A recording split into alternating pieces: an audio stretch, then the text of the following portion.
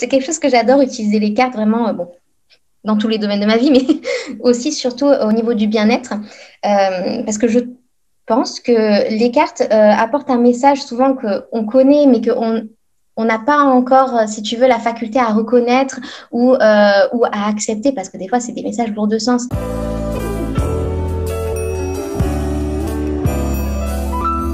Bienvenue sur Style Radio, le podcast qui vous veut du bien. Je suis Audrey Delannuy, fondatrice de Style.com, un site qui se base sur le développement personnel et spirituel pour reconnecter chacun à son intuition, son potentiel et son pouvoir créateur. Avec ce podcast, je vous accompagne dans l'élévation de votre niveau de conscience. Je vous partage les interviews lumineuses de celles et ceux qui nous guident dans notre éveil à travers leur vision, leurs facultés ou parcours de vie inspirant. Bonne écoute!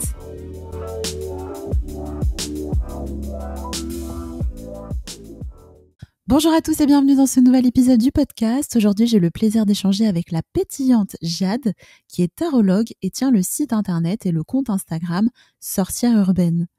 Jade nous éclaire dans cet épisode sur la pratique du tarot et sur les différentes manières d'utiliser les cartes, notamment pour se développer personnellement, apprendre à mieux se connaître et augmenter son bien-être au quotidien. J'espère que cet épisode vous donnera une vision différente et bien moins mystique du monde des cartes de tarot et d'oracle et que ça vous donnera envie de les utiliser pour votre développement personnel. Je vous souhaite une bonne écoute à tous. Bonjour Jade. Bonjour Audrey. Merci d'avoir accepté de participer à ce podcast. Je suis super contente qu'on puisse échanger et que tu nous parles un peu de ta spécialité puisque tu es tarologue. Donc pour commencer l'échange et pour qu'on apprenne à un peu mieux te connaître, je vais te laisser te présenter, nous parler un peu de ton parcours personnel, professionnel, même de ton enfance, de ton cadre familial, etc. Voilà, pour qu'on puisse savoir comment t'es arrivée à devenir tarologue. D'accord, alors là, il y a du dossier. Hein. Ouais. Mais merci déjà, franchement, de m'avoir invitée. Ça me fait très plaisir de venir grand plaisir. Alors, pour commencer par le commencement, la petite Jade, minuscule, pas comme trois pommes. Déjà, depuis toute petite, en fin de compte, je suis un peu... mes parents me le racontaient, les amis de mes parents aussi. J'étais toujours un peu dans mon monde. J'étais vraiment dans mes croyances à moi, dans mon intuition. Vraiment, le petit enfant, la petite enfant sauvage, un peu même si j'étais réservée. Mais des fois, quand on me regardait, que j'étais seule, j'étais vraiment dans mes... Je sais pas, dans mes intuitions magiques, dans mes jeux magiques, j'étais vraiment de base dans ça, dans toutes ces croyances-là, qu'on a souvent enfant, parce que c'est vrai que c'est en grandissant qu'on se dit non, il faut pas croire à ça. On coupe un peu de tout ça, mais on est avec, quoi. Exactement. Enfant, on se pose pas la question. Hein. Pour nous, il y a des fées. Pour nous, il y a ce genre de choses. Donc, c'est vrai que, comme beaucoup, j'étais comme ça. Et ce qui est drôle, c'est que petite, en fait, il faut savoir que mes parents sont pas spécialement spirituels ou c'est vraiment, ils ont quand même le côté, la religion catholique, parce qu'ils ont été élevés comme ça. Je suis d'une famille italienne des deux côtés. Sans qu'ils sont pas vraiment pratiquants, mais il y a cette croyance uniquement qu'il y a Dieu, il y a ces croyances-là. Mais c'est pas ils pratiquent pas. Donc nous, j'ai quand même fait du catéchisme pendant 4 ans. J'ai quand même eu. Mais du coup, c'est sympa quand même d'avoir un peu cette ouverture sur une religion, parmi tant d'autres. Mais du coup, c'est quand j'étais petite, ma mère, elle avait un jeu de tarot déjà et un jeu d'oracle, un jeu en fin de compte. Et elle ne tirait pas du tout les cartes. Et c'est moi, en fin de compte, qui ai commencé à m'intéresser de moi-même aux cartes. Et du coup, je tirais les cartes à ma mère parce que malgré la religion, ma mère adorait ça, adorait se faire tirer les cartes. Et en fin de compte, à l'adolescence, j'ai un peu coupé ce cordon-là parce que j'arrive avec de nouvelles passions, c'est normal. Hein, puis on se découvre, on expérimente, on cherche. Exactement, c'est exactement ça. Et puis, les jeux d'enfants, entre guillemets, on les met au second plan, mine de rien, parce que, on a les copains, copines, et puis même toute la société actuelle, on s'intéresse à d'autres choses. Et au final, moi, je me suis orientée vers des études très terre à terre. Au départ, j'étais en littéraire, en bac L, parce que je suis une vieille, donc il y avait encore les bacs L. Je suis une vieille, j'avais des bacs L aussi. Et du coup, bon, voilà, c'était ce côté un peu que j'aimais bien, surtout l'imagination, la littérature, ce genre de choses. Mais je me suis orientée vers le droit. Donc, j'ai fait 5 années de droit. D'accord. Donc, vraiment, ah oui, Ah la ouais, carrière terre à ouais, terre, hein. ouais, très terre à terre.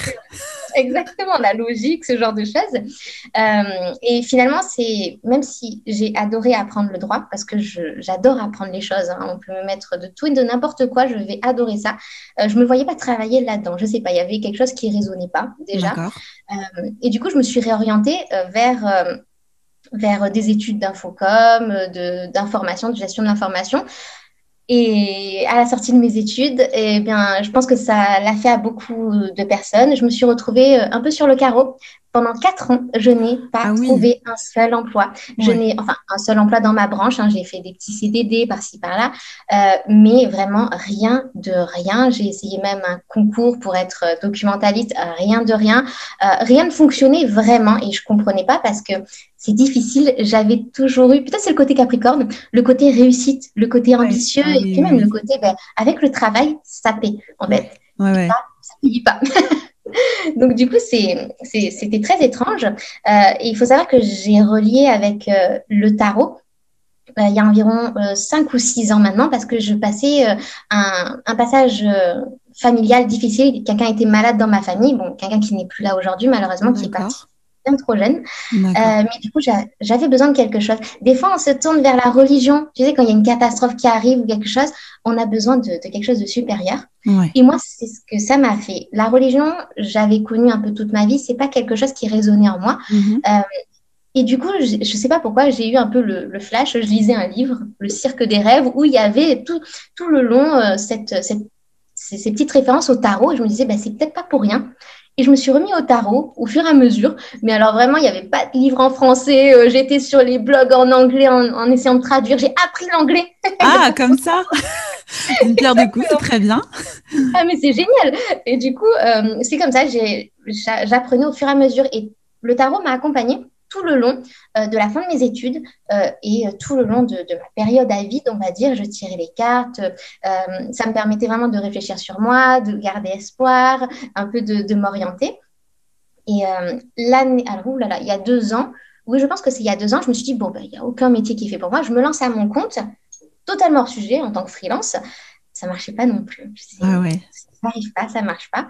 Et arrivé au premier confinement, euh, en pleine zone de non-activité, je me suis dit, mais je vais lancer un blog sur le tarot juste pour moi parce que mon entreprise actuelle, ben, elle ne me satisfait pas, il n'y a rien, je ne suis plus motivée. Donc, je veux lancer un projet, un side project un peu Ouais. qui m'efface, hein, qui me fait juste plaisir, une passion. Et en fin de compte, au fur et à mesure des semaines, ça s'est transformé en notre entreprise. Je me suis dit, pourquoi pas, vu que mon autre activité ne fonctionne pas, décolle pas, je fais ça, pourquoi pas. Et j'ai commencé Instagram, à lancer mon compte Instagram le 20 juillet 2020. Donc demain, ça fait Ah, 1 an. demain, c'est l'anniversaire. Oui, je ne sais pas quand le podcast sera diffusé. Le podcast sera diffusé un peu plus tard, mais là, on enregistre au mois de juillet. Ben, pour les personnes qui nous écoutent, ils sauront. Désolée. C'est pas grave. Et du coup, ça fait 1 an. Et donc, je l'ai lancé. Et en fin de compte, en août, je me suis dit, bah, c'est vraiment ça qui me plaît. Sans avoir spécialement de plan, je me suis dit, bah, c'est ça qui me plaît. Bah, je me lance à 100%. Je enlève mon autre entreprise et je m'y mets totalement. Et j'ai bien fait parce que c'est là où bah, je me suis vraiment installée, où j'ai réussi et où je me sens pleinement alignée. Donc, c'était ma grande Mais, histoire mais je depuis un suis peu de temps. impressionnée parce que, sincèrement, moi, je t'ai découvert sur Instagram il y a quelques mois. Je pensais que tu faisais ça depuis des années. Ça a l'air tellement, je sais pas, naturel, complet au niveau de tout ce que tu proposes, hyper carré, hyper pro. Ça inspire confiance. Enfin, moi, j'avais l'impression que tu faisais ça depuis super longtemps. Et là, en t'écoutant, j'étais en train d'halluciner en me disant, quoi? Elle a lancé que au premier confinement, quoi. D'accord. Bon, bah, félicitations parce que franchement, Merci, ça me fait c'est un super plaisir. twist que l'univers t'a amené à faire et Vraiment. qui finalement, paye bien puisque tu en vis aujourd'hui, ça Oui, t'épanouit tout à et fait, ouais. puis et en plus c'est hyper enrichissant. Bah moi je suis une de tes abonnées donc c'est hyper enrichissant même pour tes abonnés parce que tu partages énormément. Donc chapeau. Comme quoi Mais ça hein, fait super des fois plaisir. quand on s'acharne entre guillemets dans une direction et qu'on voit qu'on n'a pas les résultats malgré, comme tu disais, le travail que tu fournis, l'investissement, etc., c'est peut-être qu'autre chose nous est destiné. Et une fois qu'on se lance dans ce qui nous est destiné, pouf, ça devient fluide, quoi. C'est Oui, impressionnant. exactement. Alors, Merci beaucoup. je t'en prie. Est-ce que tu peux nous parler, juste parce que, en fait, du coup, ton métier d'aujourd'hui, que tu t'es créé, c'est tarologue. Est-ce que tu Oui. peux nous définir la tarologie et nous donner un petit peu ta vision, justement, du tarot, des cartes, etc., des arts divinatoires? Oui, bien sûr. Alors, la tarologie, en fin de compte, c'est quelque chose qui existe depuis un petit moment déjà, même si, en termes d'art divinatoire, c'est un peu quelque chose de récent par rapport à l'histoire de tous les arts divinatoires qui existent depuis très longtemps, depuis l'Antiquité. Il faut savoir que le tarot, c'est un jeu.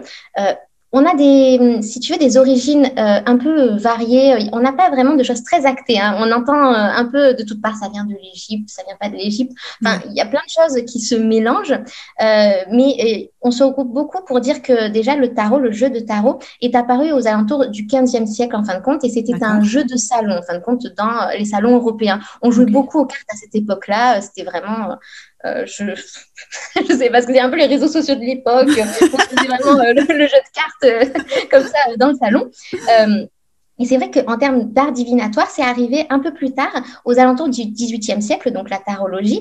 Et après, même si c'est un peu en reliance, il y a eu aussi le côté développement personnel avec les archétypes qui s'est profondément développé donc pour la connaissance de soi au niveau du tarot. Mhm. Mais en fin de compte, le tarot aujourd'hui, comme moi je le vois, ça peut être autant d'utilisation qu'on le sent en fait. Parce que le tarot, c'est des images fortes, ce sont des archétypes que l'on retrouve de partout. On les retrouve aussi en astrologie, on les retrouve vraiment dans nos esprits, on les retrouve, tu sais, dans nos sociétés, les Ouais. archétypes L'inconscient qui sont collectif.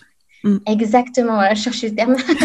Et du coup, c'est grâce à ça que le tarot, je trouve que c'est un outil un peu multifonction. On peut méditer grâce au tarot, on peut créer aussi grâce au tarot, on peut s'organiser, planifier pour être plus terre à terre, parce que des fois, on n'a pas forcément envie de quelque chose de très ésotérique ou même de très spirituel. Mais le tarot, en fin de compte, ça n'a pas forcément à être réservé aux personnes très spirituelles.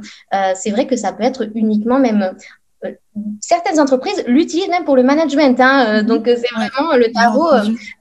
Et oui, c'est avec ces symboliques fortes, avec ces archétypes, avec les messages hein, qui en découlent, et ça aide beaucoup des fois à décanter un peu les communications, les idées, à faire des brainstorming, ce genre de choses. Donc le tarot, au final, moi, je l'utilise pour tout et n'importe quoi. C'est un peu étrange de dire comme ça, mais et je l'utilise aussi d'ailleurs pour la divination pure, on va dire un peu pour le prédictif, parce que je Mhm. préfère dire un peu prédictif, parce que la divination, on peut deviner à l'instant présent ce que pense une personne, donc c'est pas forcément pour l'avenir. Ouais. Mais je l'utilise aussi pour ça, parce que je pense qu'il n'y a pas de sous-usage du tarot en fin de compte. Faut pas dire que par exemple, ben non, le tarot, ça s'utilise pas pour la divination, ou à l'inverse, le tarot, ça s'utilise pas pour mieux se connaître. Au contraire, le tarot, ça sert pour tout tant qu'on est aligné en fait avec cet usage qu'on a choisi pour soi. D'accord. Mais c'est marrant parce que du coup, enfin moi de l'extérieur, et puis je sais que beaucoup de gens pensent comme ça, mais tout le monde a cette approche du tarot comme étant un support pour lire l'avenir. Mais on le voit pas forcément comme un support pour apprendre à introspecter, à mieux se connaître, à connaître sa psychologie. Et c'est hyper intéressant justement cette approche-là. Et est-ce que, du coup, par exemple, si on part du principe qu'on veut apprendre, par exemple, à pratiquer le tarot pour lire l'avenir, parce que voilà, on veut avoir des pistes pour l'avenir, etc. Est-ce qu'il faut avoir un don particulier, des capacités de voyance ou quoi que ce soit, ou c'est quelque chose qu'on peut apprendre? Alors, ça, c'est mon point de vue, mais certaines personnes le partagent aussi. Je pense pas, en fin de compte, qu'il y ait un don à avoir de base. Je pense que peut-être ce don, on l'a tous, parce que c'est l'intuition, Ouais, mais en fin de compte, elle est plus ou moins développée chez certaines personnes de base. Mais après, il existe des exercices ou même au fur et à mesure du temps, de la pratique, à développer pour justement apprendre à, comment dire, se connecter un peu aux guides, à certains canaux, enfin ce genre de choses.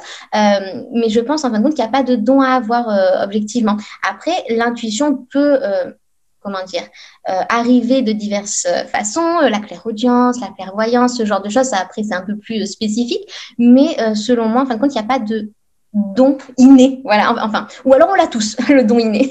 Enfin, c'est ma vision des choses et c'est quelque chose pour moi qui davantage se travaille. Et d'ailleurs, on parle de sixième sens.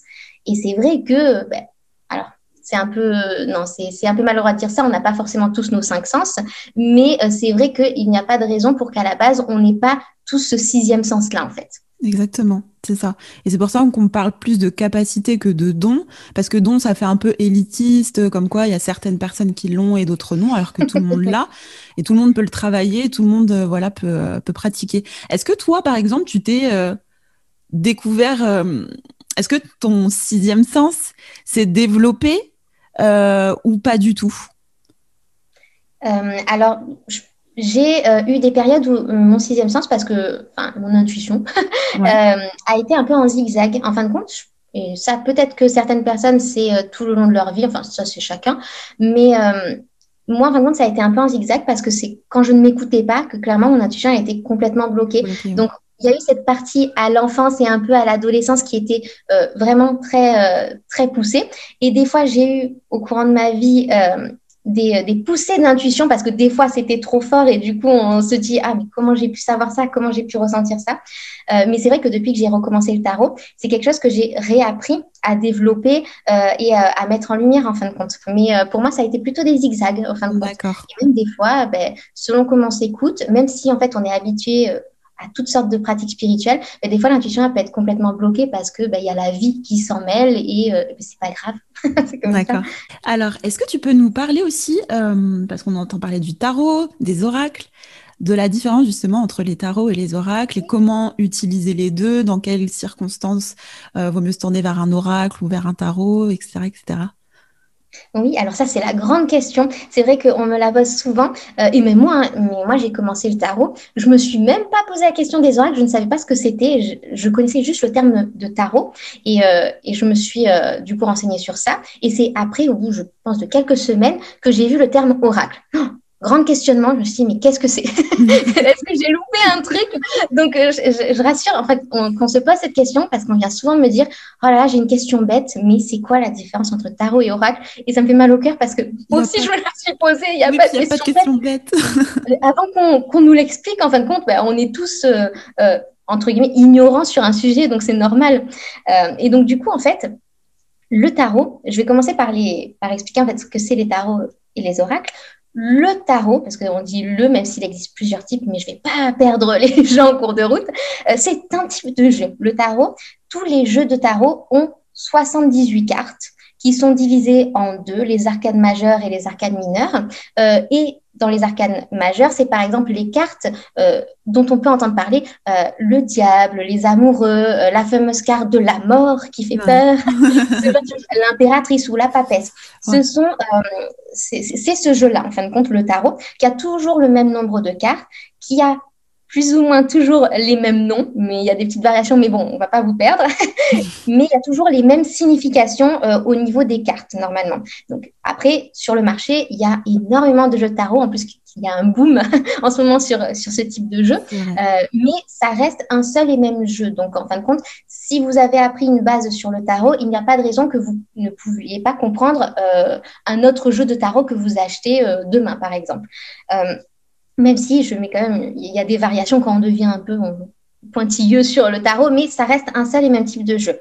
En revanche, les oracles recouvrent tout un ensemble de jeux. Les oracles sont tous différents les uns des autres. Ce sont aussi des jeux de cartes, donc ça c'est le rapprochement avec le tarot, mais le rapprochement s'arrête un peu là.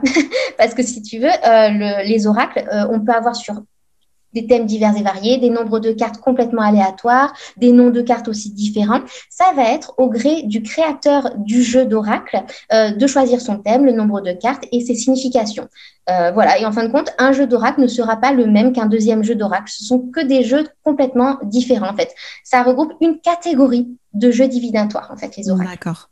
Et qui peuvent être du coup sur plein de thématiques diverses et variées. Tout à fait. Et du coup, dans quelles circonstances tu utilises un jeu de tarot ou un jeu d'oracle? Alors, Honnêtement, moi, c'est vrai que je mixe un peu tout dans ma pratique, même si je suis plus sur le tarot, c'est mon jeu Ouais. de cœur.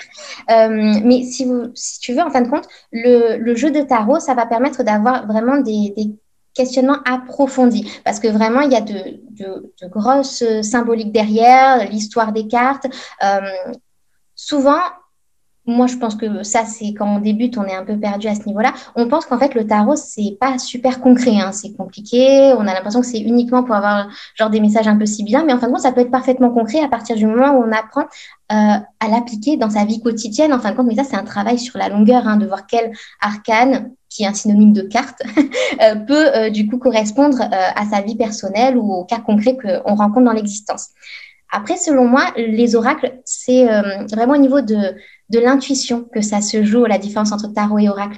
Parce que les oracles, il y a plus souvent le jeu de l'intuition d'un seul coup d'œil avec les cartes qui se font. C'est vrai que il va y avoir peut-être des mots-clés, il va y avoir peut-être des symboles, ce genre de choses, que sur le tarot, on a quand même l'intuition qui est cadrée par la signification même des cartes, puisque c'est quand même un système de jeu qui est bien établi. Les cartes ont une signification, donc on peut faire jouer l'intuition, mais dans le cadre, en fin de compte, de la signification de la carte, hein. Et il y a beaucoup de significations sur les cartes, en fait.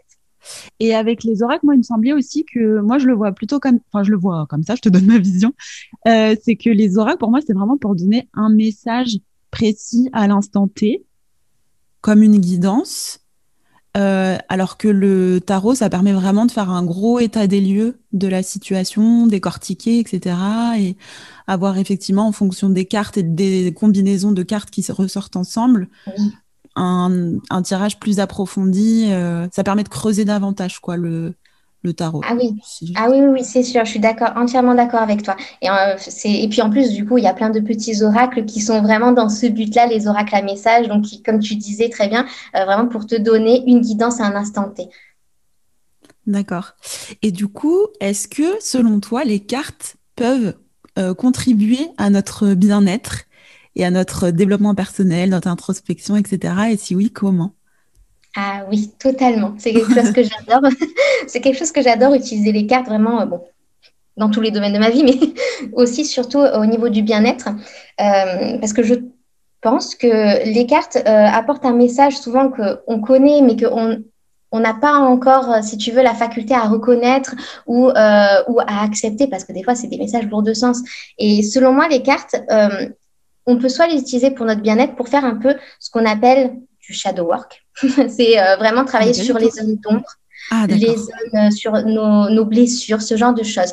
Et ça, c'est très intéressant à faire avec les cartes parce que du coup, on a vraiment une communication d'âme à carte, d'âme à âme, qui se fait, même si c'est à prendre avec plein de précautions parce que ben, c'est des sujets qui sont tendus chez nous, c'est des blessures qui peuvent être profondes, donc il faut y aller avec le plus de bienveillance possible. Mais c'est vrai qu'on peut faire ce travail-là avec les cartes déjà, mais aussi faire des tirages au lieu de se concentrer sur le prédictif ou la création, se concentrer vraiment sur un état des lieux de sa personne. Moi, je fais souvent des tirages vraiment en mode cocooning, vraiment pour savoir qu'est-ce qui me permettrait d'aller mieux aujourd'hui, comment prendre soin de moi aujourd'hui. Vraiment, c'est ça aussi, ça peut être utile pour les cartes. C'est pas parce que c'est pas comment dire, des sujets lourds de sens qui vont Oui. élever des blessures profondes. On peut utiliser en fin de compte le tarot juste pour se cocooner un peu. Ou Ouais. les oracles, hein, c'est pareil, hein, totalement. Ouais, c'est vrai qu'on peut avoir tendance à se dire, bah, je vais aller voir consulter une tarologue parce que j'ai une grosse question au niveau de ma carrière professionnelle, un gros tournant dans ma vie, ou alors une situation sentimentale qui fait que j'ai vraiment besoin de réponses, ou voilà. Alors que ça peut être juste, comme tu disais, des petites choses pour se faire du bien, quoi, au quotidien. Je sais pas quel film, quelle série choisir. Enfin, peut-être pas quelle série choisir, mais bref, en tout Mais oui, cas, ouais, des petites choses du quotidien. J'ai pas d'exemple qui me viennent. Mais bon, ouais, c'est vrai que c'est intéressant d'avoir ce point de vue-là, en fait, de se déculpabiliser, de se dire, bah, ouais, j'utilise mon jeu de cartes pour me faire du bien tous les jours, pour avoir des petites réponses, voilà, pour m'orienter, quoi. ah, mais oui, totalement. Et puis en plus, en fait, on peut relier. alors moi je parle beaucoup du tarot, mais les oracles c'est pareil. Mais on peut relier en fin de compte les cartes à plein de domaines du bien-être. Par exemple, si on veut méditer à partir d'une carte de tarot ou d'oracle, souvent on recommande de tirer une carte après sa méditation. Moi j'aime bien le faire avant parce que des fois on va méditer et puis même quand on est débutant en méditation, je dis je vais méditer, quoi. Ouais. Mais du coup, avoir une carte, c'est peut-être un moyen d'avoir, par exemple, une thématique. Ouais. Je dis un exemple, mais le pendu sort. Ah, le pendu. Le lâcher prise, un peu accepter là où on est. Et c'est une très belle thématique pour, en fin de compte, méditer ou même pour avoir une petite indication sur du journaling, en fait, ce genre de choses. Ou même, on se dit, là, si on est sur le yoga, se dire j'ai envie de me faire une petite séquence de yoga, on se tire 3 cartes de tarot et on essaie même de travailler dessus pour se dire à quoi ça me fait penser cet arcane du tarot, quelle thématique c'est et le rapprocher de certains asanas par exemple. Ouais, totalement. C'est hyper intéressant. Et est-ce que tu as d'autres petits rituels comme ça aussi à partager qu'on peut appliquer au quotidien avec le tarot pour se sentir bien?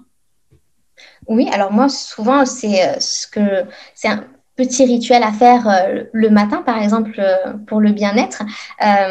C'est de se préparer une petite douche cocooning, vraiment une ambiance avec des bougies qui nous font du bien ou de l'encens, ou même si on n'est pas porté sur ça, c'est pas grave, on met rien, mais on s'accorde 5 minutes loin des enfants, loin de la tumulte, pour se prendre 5 minutes rien qu'à soi et s'imaginer par exemple qu'on a cette petite douche de lumière qui nous tombe dessus pour qu'on soit dans de bonnes ondes.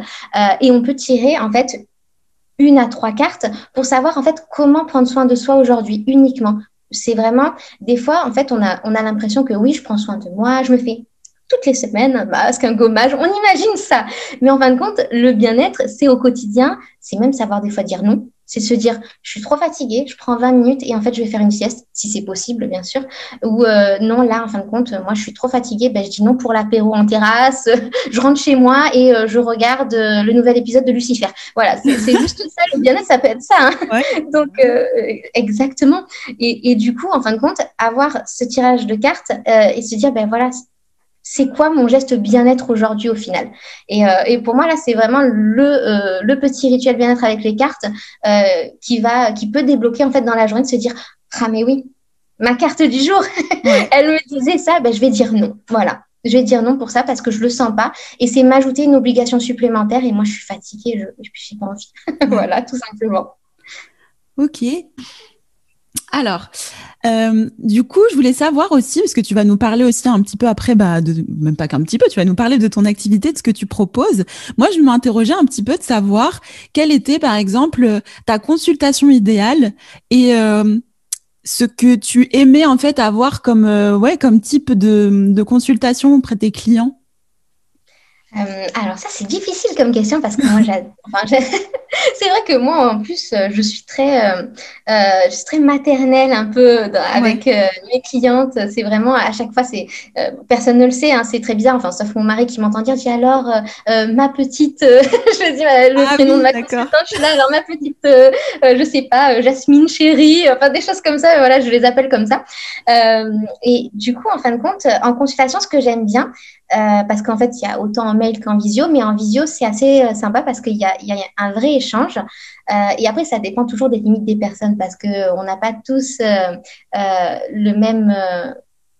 la même envie de partager certaines choses, hein, c'est ce qui est bien normal. Mais du coup, j'aime bien quand il y a un échange qui se fait et qu'il y a des réactions quand je tire les cartes. Parce que pour moi, c'est vraiment une discussion.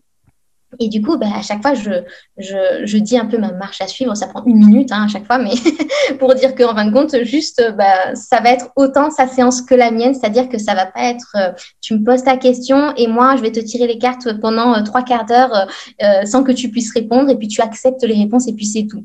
C'est pas vraiment ma manière de faire. Ce que j'aime bien, c'est me mettre en fait en collaboration un peu avec la personne qui me consulte pour créer le tirage. En fait, on crée les choses ensemble en fonction de ce que la personne me dit. Je vais lui proposer en fin de compte un type de tirage, des choses à savoir. Je vais lui faire des propositions sur peut-être des petits éléments de sa situation qu'elle n'a pas pensé à demander aussi, parce que des fois, on peut se retrouver frustré à la fin. Et du coup, j'aime bien quand les personnes réagissent sur les tirages en disant, ah oui, mais ça me parle. Ça, par contre, ça me parle pas. J'aimerais bien qu'on approfondisse. Voilà, c'est Ah vraiment oui, ça, c'est pour d'accord. moi, c'est une petite relation idéale parce que ben moi, l'objectif, c'est que les personnes soient satisfaites. Et puis, il y a toujours ce lien qui se crée à la fin. Voilà, parce qu'en plus, j'essaie un peu de détendre l'atmosphère. Parce que des fois, on est un peu timide, hein, on ne me connaît Ouais, pas, on m'a ça peut être m'a stressant jamais vu. de... Ouais, ça peut être stressant, Voilà, on peut se dire, bah, qu'est-ce qu'elle va me dire? Enfin, ça se trouve, il y aura des mauvaises exactement, nouvelles. Enfin, les gens ont des c'est appréhensions, des ça. fois, ouais. Exactement. Et puis en plus, ben là, en plus, c'est drôle que tu me dis ça parce que ça fait 4-5 personnes qui me disent ah ben merci pour ta bienveillance parce que moi, j'ai été déjà consulter des personnes et c'était un peu cash, ça m'a un peu retourné. Ouais, Et du coup, c'est vrai que moi, j'aime bien faire dans la bienveillance. On peut donner une mauvaise nouvelle, entre guillemets, mais sans pour autant traumatiser la personne en face. ouais. Je pense que enfin, mettre les formes et être gentil, le message passe tout autant en fin de Oui, compte. oui, oui, clairement, oui. Voilà, qu'en apeurant la personne, ça ne sert pas à grand-chose. Au contraire, la personne peut même se bloquer en étant un peu agressée. Euh, mais bon, ça c'est une parenthèse, mais du coup, c'est vrai que moi, la consultation idéale, c'est vraiment travailler ensemble et rebondir ensemble pour vraiment aller au plus profond des choses, en fin de compte, parce que souvent, on vient avec une petite question ou deux. Quoiqu'il y en a qui ont des cahiers des charges, donc c'est Ah très oui, bien. Oh, mais moi, ça me plaît bien parce que du coup, autant il y a des personnes qui ont leur cahier des charges, mais au final, on approfondit quand même aussi beaucoup parce qu'il y a plus de choses derrière ces fameuses questions que ce qu'on pense au départ. Où il y a des personnes qui me disent, j'ai jamais fait ça, je sais pas quoi faire, je sais pas quoi dire, j'attends rien de ouais, particulier. Et donc là, il y a vraiment la construction aussi. Mais c'est des énergies différentes. Hein, mais à partir du moment où il y a un échange, ben moi, pour moi, c'est vraiment la consultation idéale. C'est ce que je préfère au final. d'accord. Ok, c'est génial. Bah justement, est-ce que tu peux nous parler de ton activité, de ce que tu proposes, etc., via Sortir Urbaine? Oui, bien sûr. Du coup, des tirages, effectivement. Je propose des tirages de cartes et c'est vrai que je propose à la fois des tirages par mail ou par visio. Et ça, en fin de compte, plusieurs personnes le font, hein. Mais moi, c'est parce que à la base, je suis quelqu'un de timide, de réservé et des fois, c'est vrai que certaines choses, par exemple des visios ou même des contacts téléphoniques, avant, pouvaient me bloquer. Et Mhm. du coup, je me privée de certaines choses parce que je me disais non, je me sens Ouais. pas à l'aise. Des En fois plus, le je connais pas temps, la hein. personne.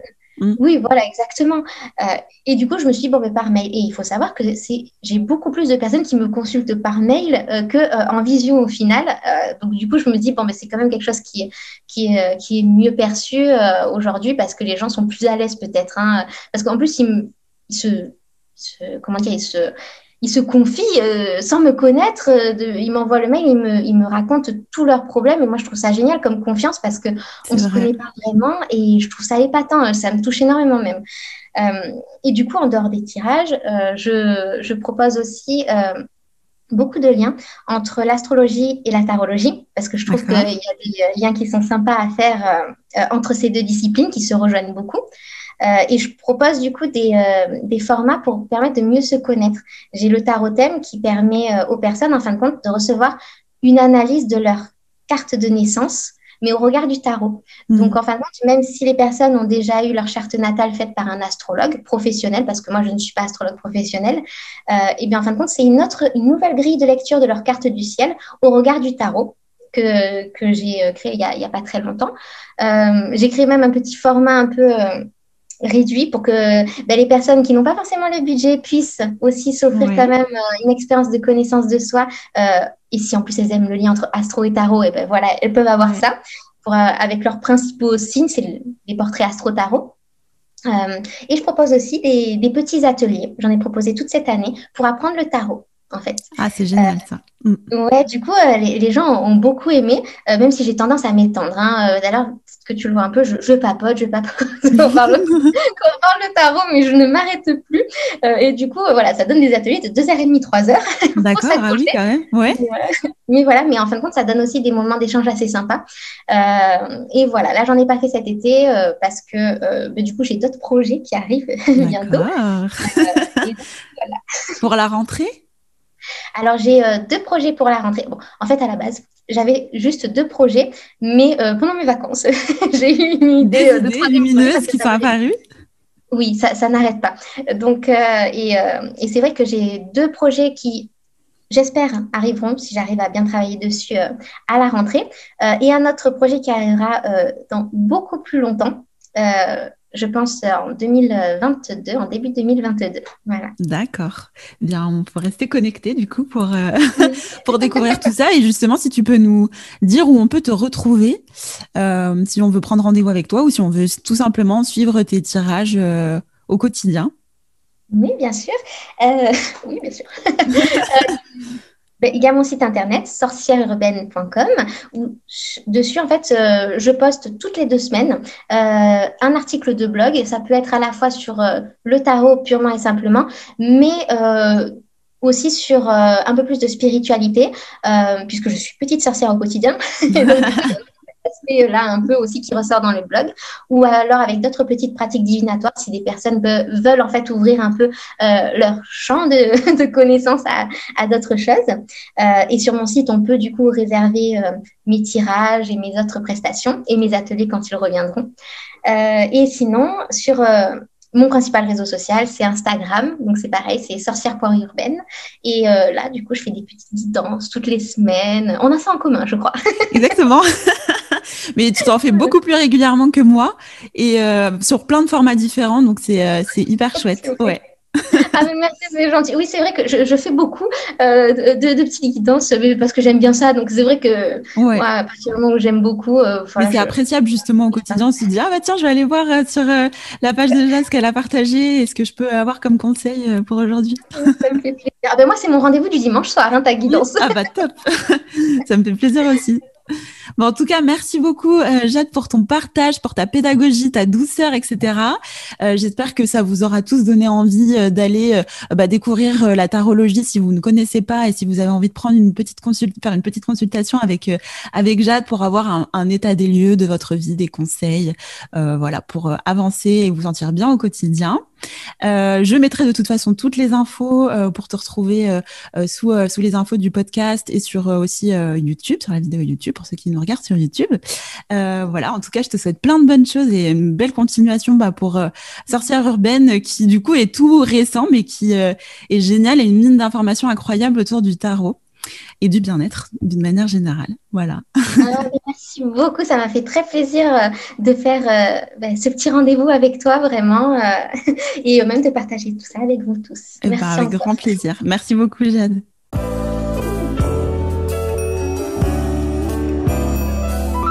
Merci d'avoir écouté cet épisode, j'espère qu'il vous aura aidé et inspiré. Si vous appréciez mes contenus et que vous souhaitez soutenir le podcast, je vous invite à vous y abonner sur la plateforme d'écoute de votre choix. Si vous m'écoutez sur iTunes, n'hésitez pas à lui attribuer 5 étoiles, ça m'encourage et ça me permet de faire connaître le podcast. En attendant le prochain épisode, je vous donne rendez-vous sur le www.stel.com pour découvrir ma boutique en ligne qui propose des bijoux en pierre fine et des kits de pierre de lithothérapie. Vous y trouverez également des articles et des vidéos sur le bien-être et le développement personnel pour vous libérer de vos blocages et vous inspirer au quotidien. C'était Audrey de la Nuit, à très vite et prenez bien soin de vous. Ciao.